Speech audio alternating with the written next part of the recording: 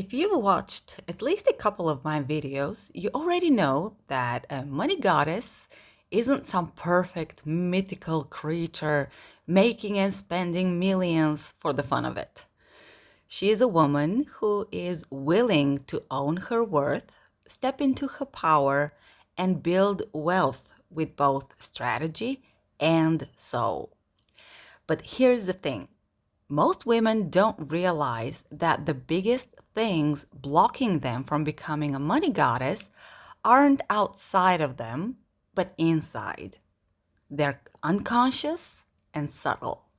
They hide in the shadows of how we were raised, how we learned to survive, and how we learned to play small in a world that wasn't exactly designed to celebrate women's financial power.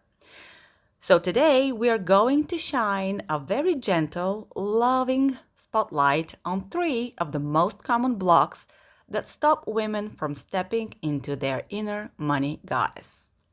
My name is Victoria Chervenkova, or simply Vixie, a certified holistic financial planning coach, author of Unleash Your Inner Money Goddess, and host of the Money Goddesses community on School. I love helping ordinary women just like me and you transform from wealthless earner to money goddess so that they end the confusion around managing money, reconnect with their inner wisdom, and use practical financial experts backed strategies to finally start building the wealth they deserve. So today, we're talking about the blocks that might be preventing you from fully embodying the shiniest version of the money goddess inside of you. But while we're discussing blocks, you need to remember that this isn't about judgment. It's not about looking for anything that might be quote unquote wrong with you. And it's definitely not about beating yourself up for not spotting these, again, quote unquote, faults with you and fixing them.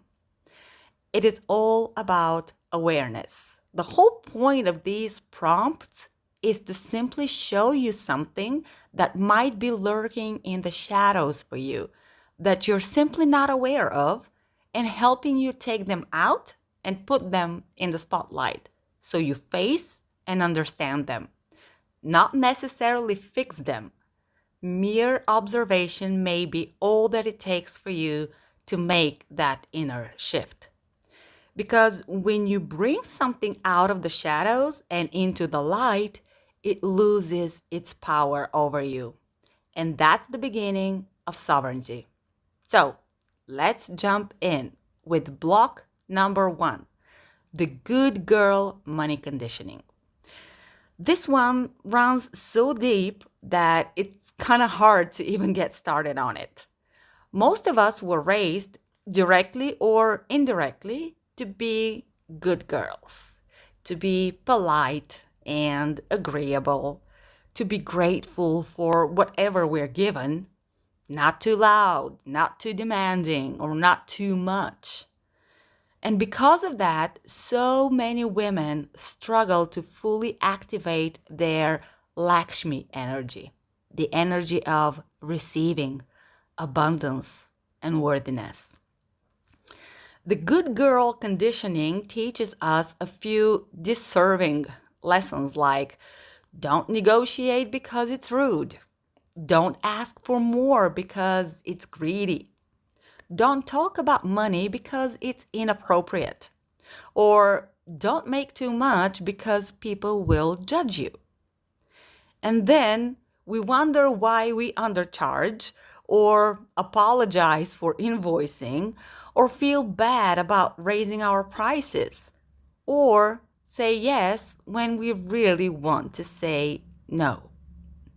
The good girl is not the money goddess. The good girl is the smaller version of you. The version that hopes everything would be okay if she stayed quiet and agreeable. But a money goddess? She is truly open to receiving.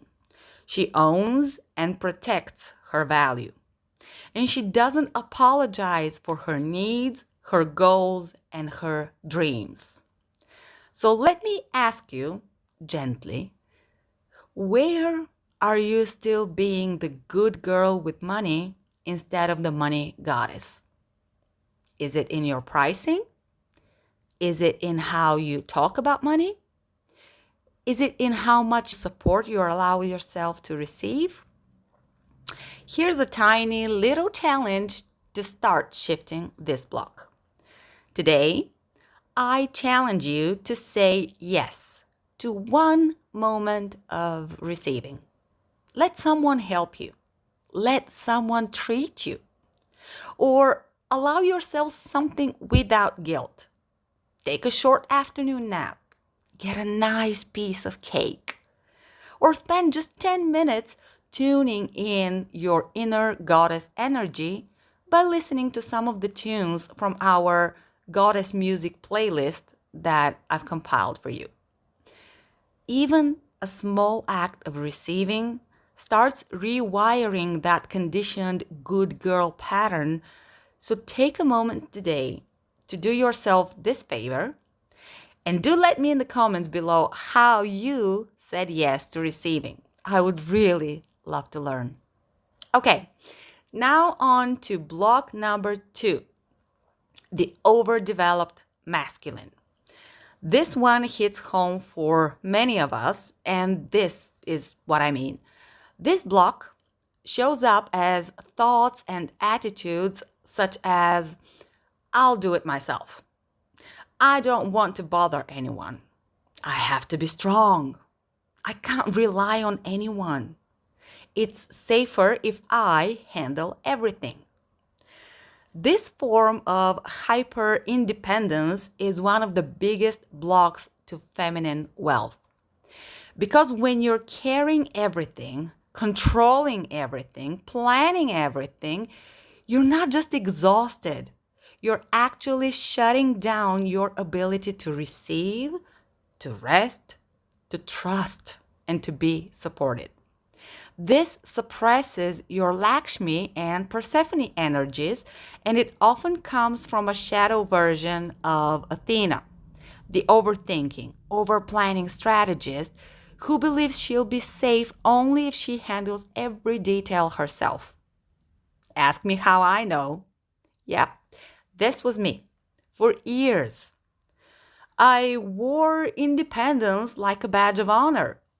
I prided myself on doing everything myself because that made me feel strong. But the truth was, it also made me tired, overwhelmed, and disconnecting from the feminine ease and flow. And what I eventually realized is that burnout blocks wealth. Constant doing blocks receiving. A money goddess isn't just a warrior, just a strategist, or just a planner. She is a woman who can act like Athena, receive like Lakshmi, and allow like Persephone. So if you've been trying to carry the world on your back, if you've been trying to prove your strength through doing everything alone, maybe it's time to soften a little. Not give up, don't get me wrong. Just soften. Because softness is not weakness. Softness makes space for abundance. With that, let's now turn our focus to block number 3, emotional avoidance and disconnection from money. And we'll start this discussion with a quick question. Have you ever had a moment where you pretended your bank app does not exist? Like somehow, if you don't open it, the number inside cannot hurt you? Well, welcome to the club.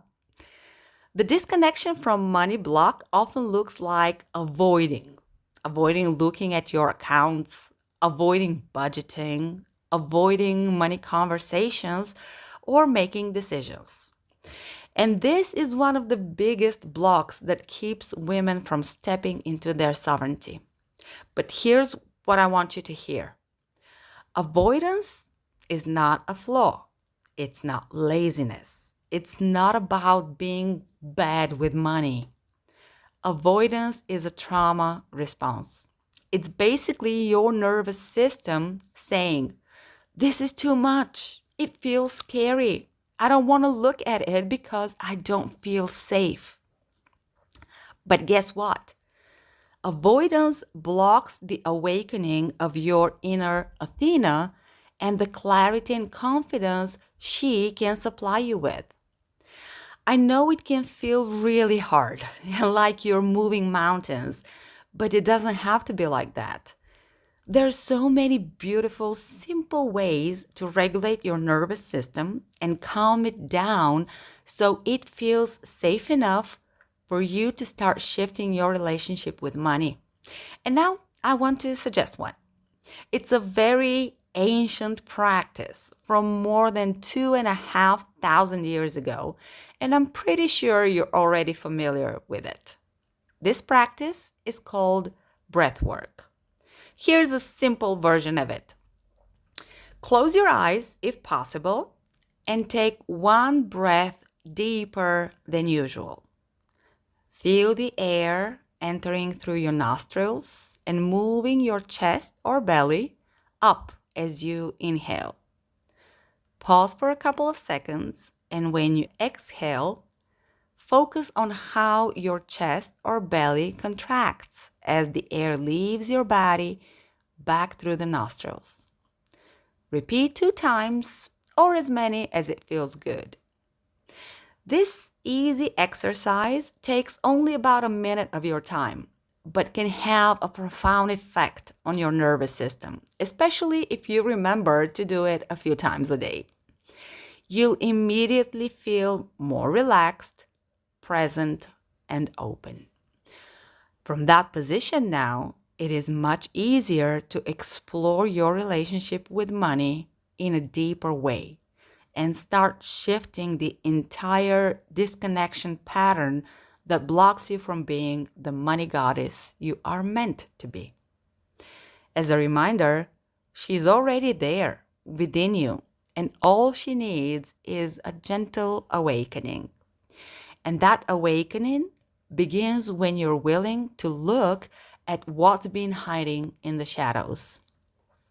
So, if one of these blocks resonated with you today, the good girl conditioning, the hyper independence, or the emotional avoidance, please know this. You are not behind. You are not broken. You are simply standing at the doorway of your own empowerment. And if you want support unveiling these shadows and discovering which archetype is leading your money story, then I warmly invite you to join us inside the Money Goddesses community on School. Inside, you will get access to our quiz where you can uncover your primary archetype, your gifts, and yes, the shadow blocks that might be quietly shaping your financial life. And if you enjoyed this episode, please like the video and subscribe to the channel so you get notified when new content gets released. Thank you for watching or listening, and please remember to keep shining like the goddess you are.